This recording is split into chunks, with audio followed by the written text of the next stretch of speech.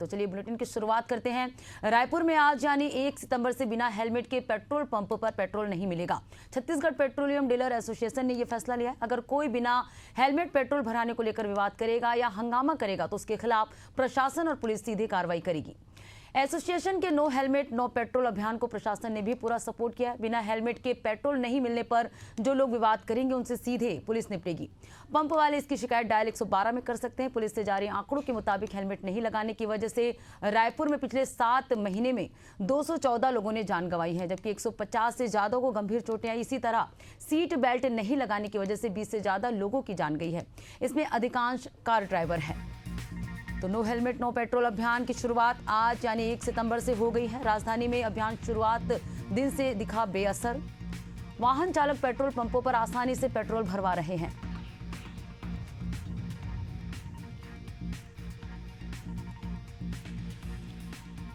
तो बता दें कि सीट बेल्ट नहीं लगाने की वजह से 20 से ज्यादा लोगों की जान गई है। तो लोगों की सुरक्षा को ध्यान में रखते हुए आज से यानी 1 सितंबर से नो हेलमेट नो पेट्रोल अभियान की शुरुआत की गई, लेकिन राजधानी में इस अभियान की शुरुआत जो है बेअसर नजर आ रहा है। वाहन चालक पेट्रोल पंपों पर आसानी से पेट्रोल भरवा रहे हैं।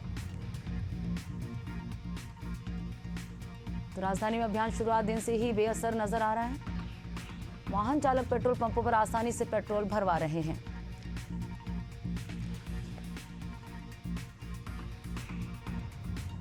और चलिए इस पे ज्यादा जानकारी के साथ रायपुर ब्यूरो हेड नदीम मेमन हमारे साथ लाइव जुड़ चुके हैं। नदीम, आज से नो हेलमेट नो पेट्रोल अभियान की शुरुआत हुई, तो क्या ग्राउंड जीरो में क्या असर इसका देखने को मिल रहा है? क्या लोग जो है रूल का नियम का पालन कर रहे हैं?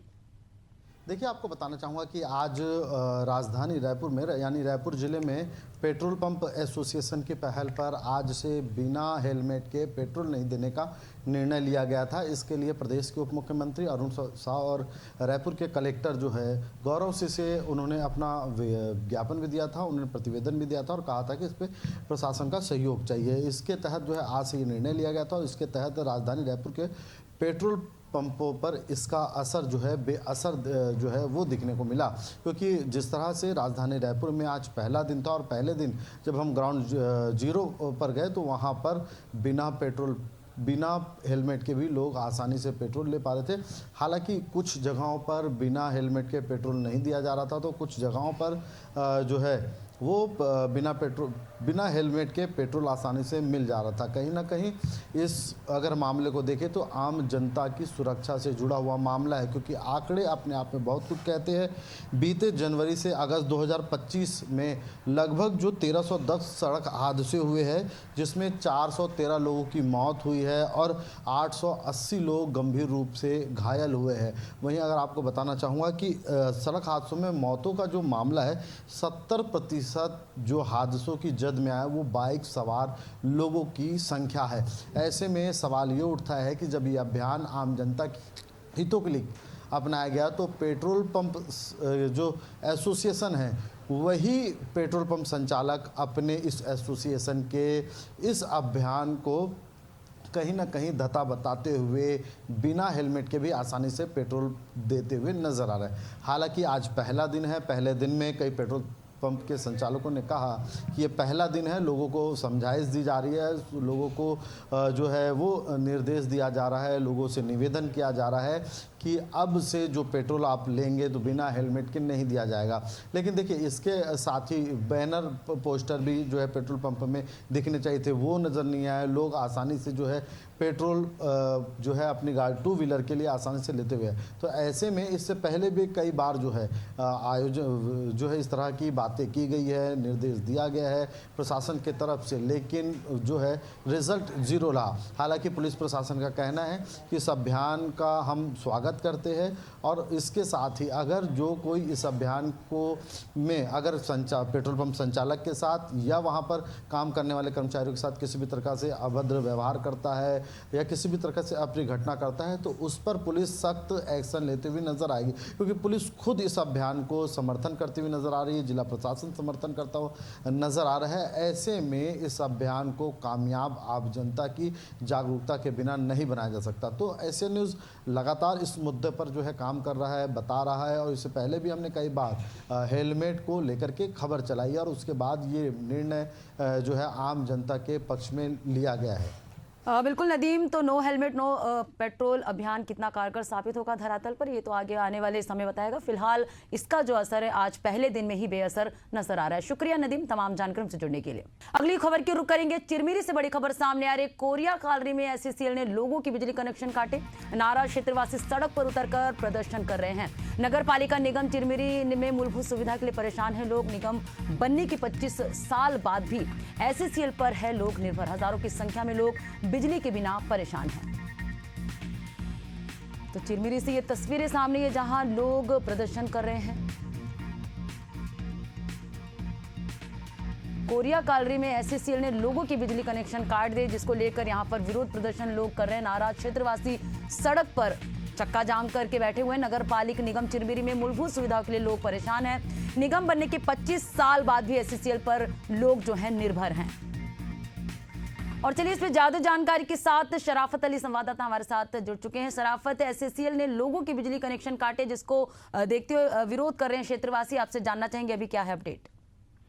जी पटना, मैं आपको बता दूं, एनसीबी जिले से नगर निगम चिरमिरी का यह मामला है। कोरिया कॉलोनी क्षेत्र का, जहां पे हजारों की संख्या में लोग रहते हैं, मगर एससीसीएल ने इनके बीते रात जो है कि कनेक्शन काट दिए हैं बिजली के, जिसको लेकर के लोग परेशान हैं।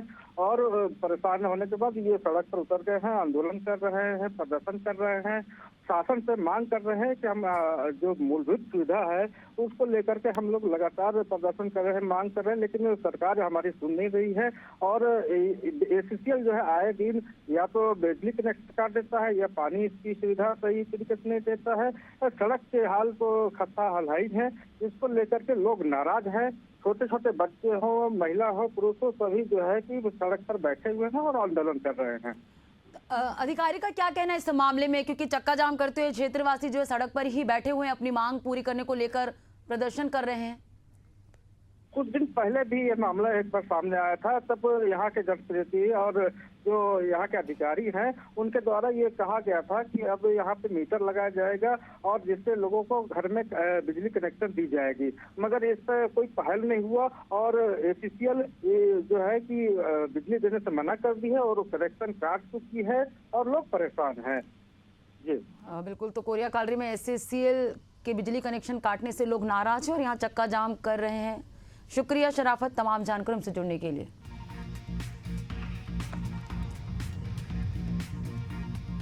अगली बड़ी खबर की रुख करेंगे। सुकमा से है। शिक्षा दूत की हत्या के विरोध में एकजुट हुए शिक्षा दूत। चिंता गुफा में जिले के शिक्षा दूतों ने बैठक की। नक्सलियों ने की थी शिक्षा दूत की हत्या।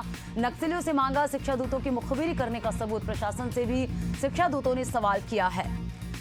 शिक्षा दूतों ने की हत्या की निंदा।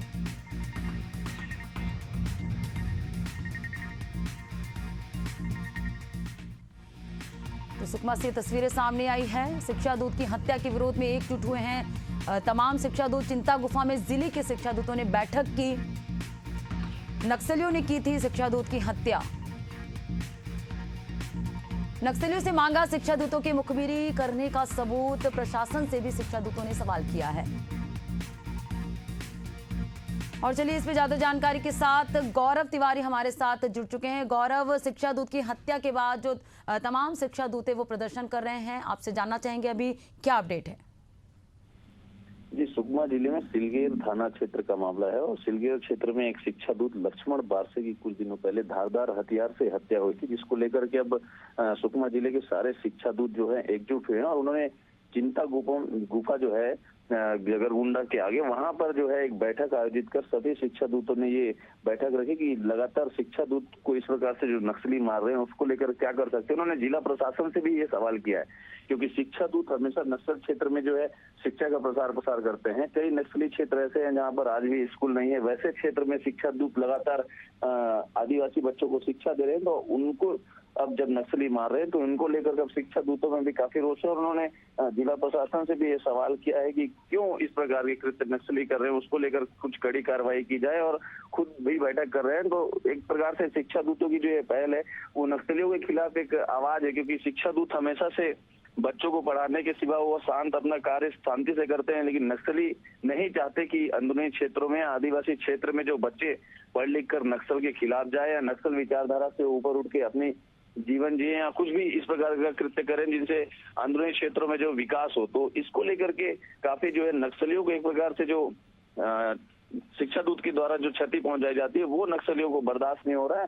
तो इसलिए जो है नक्सली शिक्षा दूतों को मार करके अपना भय जो है क्षेत्र में कायम करते हैं, क्योंकि अब लगातार क्षेत्र में विकास पहुंच रहा है, पुलिस पहुंच रही है और नक्सलियों को बैकफुट पर ढकेला जा रहा है। तो ऐसे में शिक्षा दूतों की हत्या करना, नक्सली इसमें अपनी उपस्थिति दर्ज करवा रहे हैं और वो ग्रामीणों के बीच एक भय स्थापित कर रहे हैं जिससे कि ग्रामीणों में डर बना रहे और पुलिस के खिलाफ बोल ना सके, इस प्रकार का जो है किया जा रहा है। तो अब शिक्षा दूत जो इसको लेकर गौरव, जैसे आज लामबंद एकजुट हुए हैं शिक्षा दूत की हत्या के बाद, तो सरकार या प्रशासन की ओर से कोई कदम उठाए गए क्या? इस मामले को संज्ञान में लिया गया है?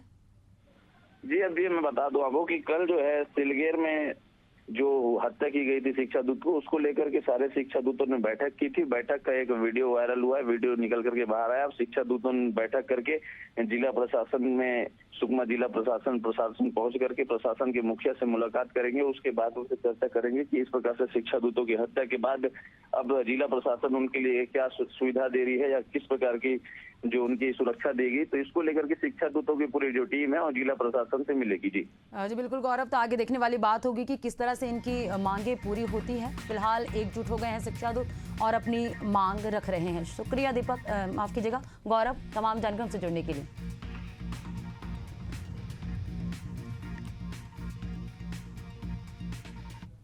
बालोद से बड़ी खबर सामने आ रही। चलती बस में बेहोश हुआ ड्राइवर, कंडक्टर ने तुरंत ब्रेक लगाया, बस अनियंत्रित होकर पेड़ से जा टकराई। हादसे में ड्राइवर सहित 5 यात्री घायल हो गए हैं। घायलों का अस्पताल में इलाज जारी है। तो बालोद से ये तस्वीरें सामने आई जहां चलती बस में बस ड्राइवर बेहोश हो गया। हादसे में ड्राइवर सहित 5 यात्री घायल हो गए। बालोद से बड़ी खबर आपको बता रहे हैं, चलती बस में बेहोश हुआ ड्राइवर।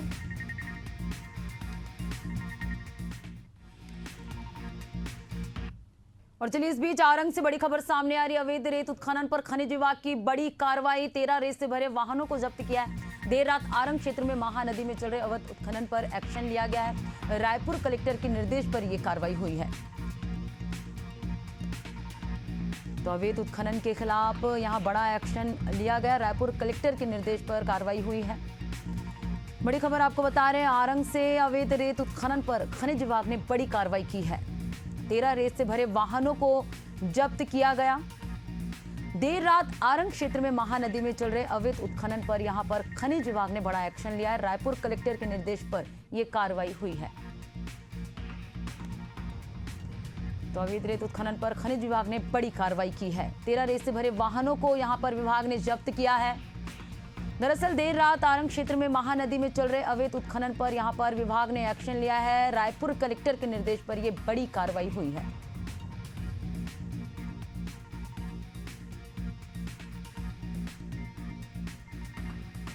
और इधर सुकमा के कोंटा के फंदीगुड़ा के पास भीषण सड़क हादसा हुआ। 12 चक्का वाहन और 4 पहिया वाहन के बीच भिड़ंत हो गई। एक व्यक्ति की इस दौरान मौत हो गई, 4 गंभीर रूप से घायल हो गए।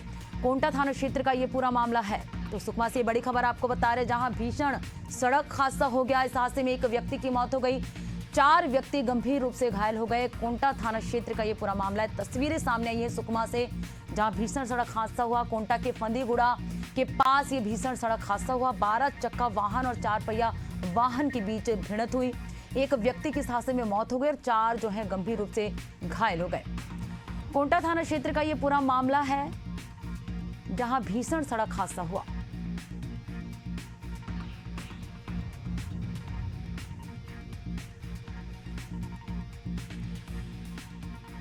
और इस बीच राजधानी रायपुर से बड़ी खबर सामने आ रही है। शिक्षा दूतों की हत्या पर बोले बीजेपी प्रदेश अध्यक्ष। मामले में बीजेपी प्रदेश अध्यक्ष किरण देव का बयान, ये बहुत ही दुखद है। अपनी शोक संवेदना व्यक्त करता हूं। गृह मंत्री अमित शाह ने नक्सलवाद खत्म करने का रोड मैप बनाया है।